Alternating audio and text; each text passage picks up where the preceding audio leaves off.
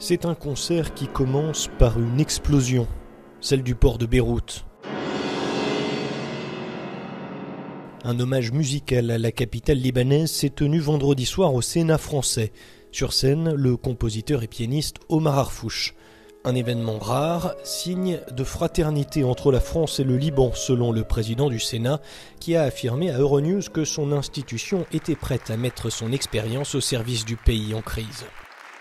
Naturellement, il appartient aux Libanais et à eux seuls de décider, mais nous l'avons fait pour un certain nombre de pays.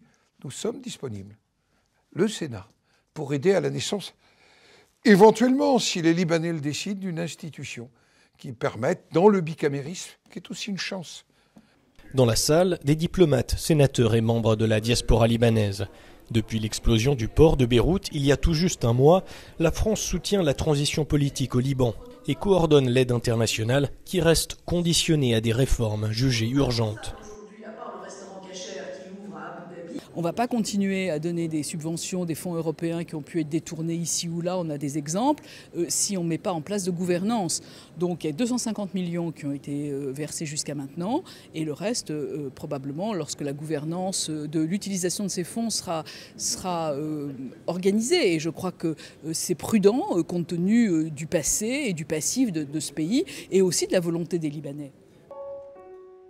À l'occasion du concert, organisé en partenariat avec Euronews, Omar Harfouch, né au Liban et résident en France, a dévoilé sa nouvelle composition « Beyrouth ne meurt pas ».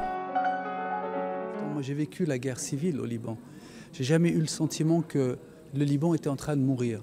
Mais cette explosion, elle a eu pour effet non pas seulement des dégâts humains, mais elle a aussi détruit les musées, détruit l'art. Et quand j'ai vu ça, quand j'ai compris l'étendue des dégâts, et que c'est la culture qui a été touchée, j'ai senti que l'âme de Beyrouth a été touchée et qu'elle risque de mourir.